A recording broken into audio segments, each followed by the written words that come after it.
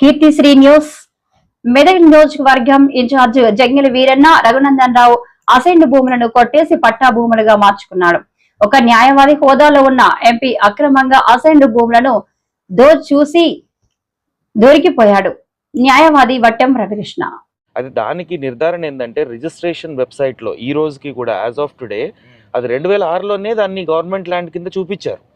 Assignment జరిగింది 1994లోని పట్టా certificate నేను publish చేయడం జరిగింది. ఆయన మాట్లాడిన తర్వాత పట్టా సర్టిఫికేట్లో క్లియర్గా ఉంది 1997లో.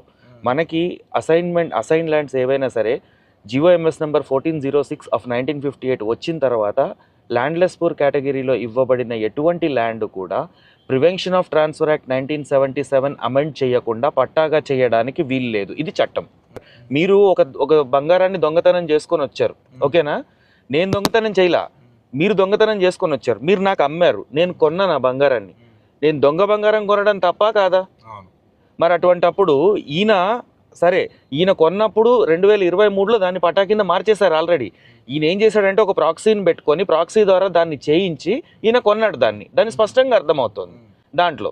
లేకపోతే ఏ గవర్నమెంట్ అఫీషియల్ మీకు రాటిఫై చేస్తాడు ఇటువంటి ఎర్రర్స్ని? ఒకవేళ నిజంగా పట్టా ల్యాండ్ అసైన్మెంట్ ల్యాండ్గా పడింది అనుకోండి, అటువంటి భూములు కోకొల్లలు కొన్ని లక్షల ఎకరాలు తెలంగాణలో ఉన్నాయి. రైతులు రెవెన్యూ ఆఫీసులు చుట్టూ తిరుగుతున్నారు. ఏ ఒక్క రిప్రజెంటేషన్కి రెస్పాన్స్ ఇచ్చిన దాఖలాలు లేవు. ఫైల్స్ కింద వేసుకొని కూర్చుంటారు తప్ప వాళ్ళు పని చేయరు. ఎంపీ నుంచో ఎమ్మెల్యే నుంచో ఫోన్లు వెళ్తే తప్ప పనులు జరగవు. మరి అటువంటి దీనికి 176 ఎకరాలు పట్టా కింద ఈయన 80 ఎకరాలు కొన్నా అంటున్నాడు. 4 ఎకరాలు డిస్ప్యూట్లో ఉందని ఆయనే చెప్పాడు. 76 ఎకరాలు రిజిస్ట్రేషన్ అయిందని చెప్పాడు. ఆ రిజిస్ట్రేషన్ సంబంధించిన ఈసీలు కూడా నా దగ్గర ఉన్నాయి, అన్ని నేను వెరిఫై చేశాను. ఈయన సగం 2023లో కొన్నాడు, సగం 2024లో కొన్నాడు. కానీ ఎలక్షన్ అఫిడవిట్లో మొత్తం చూపించి ఆ దొంగ భూమి కాదు అన్నాడు. మరి ఎలక్షన్ అఫిడవిట్లో నువ్వు 26 ఎకరాల 25 ఎకరాల 26 గుంటలు ఎంతో ఉంది, దానికి వాల్యుయేషన్ వచ్చేసి 52 లక్షలు చూపించాడు. మరి ఆయన లైవ్లో చెప్పింది ఏంది? నేను ఎకరం 10 లక్షలు పెట్టి కొన్నా అన్నాడు. మరి 2.5 కోట్లు కదా. అంటే నువ్వు ఎలక్షన్ కమిషన్ తప్పుదో పట్టించినావా? బ్లాక్ మనీ పే చేసినావా? ఒక ఎంపీ అయ్యి ఉండి, ఒక అడ్వకేట్ అయ్యి ఉండి. ఇప్పుడు నువ్వు కొన్నప్పుడు పట్టా భూమి అంటున్నావు, ఇప్పుడు ఆ దగ్గరకు వచ్చినప్పుడు బంగారమే, దొంగదని రాసి ఉండదు. నేను కొన్నాను, కానీ ఆ దొంగ బంగారం తేలితే పోలీసులు నన్ను అరెస్ట్ చేస్తారా చేయరా? ఇప్పుడు నిన్ను ఎందుకు చేయకూడదు ఆ లాజిక్ పైన?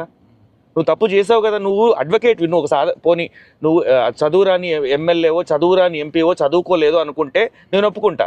నువ్వు ఒక న్యాయవాది, సీనియర్ వ్యక్తివి, నువ్వు ఏదైనా ఈసీ తీసి చూడవా? భూమి చరిత్ర ధర్నా చేసినట్టుగా కూడా చెప్తున్నారు. విన్నా నేను. ఇది కూడా ఈ మాటలు కూడా రైతులు చెప్పారు. మీ భూముల్ని పట్టాగా మారుస్తా అని చెప్పడం జరిగిందని రైతుల నుంచి నేను కూడా విన్నాను. అది ఎంతవరకు నిజం అనేది నాకు తెలియదు, కానీ విన్న మాట వాస్తవం. మీరు అన్నది కరెక్టే. మరి ఆయన చేయించిన మాట వాస్తవం. ఆయన ఇన్ఫ్లుయెన్స్ లేదే జరుగుతుందని నేను అనుకోను. అందుకే నేనేం అడుగుతున్నా, నేను కలెక్టర్ని ప్రశ్నించాను ఇక్కడ. ఇప్పుడు ఆయనను కూడా డైరెక్ట్గా అనట్లే, నేను కలెక్టర్ని ప్రశ్నిస్తున్నా. ఎందుకంటే ఆయన చేసిన తప్పు. ఇప్పుడు సిమిలర్ జడ్జిమెంట్ ఒకటి ఉందండి, సివి భాస్కర్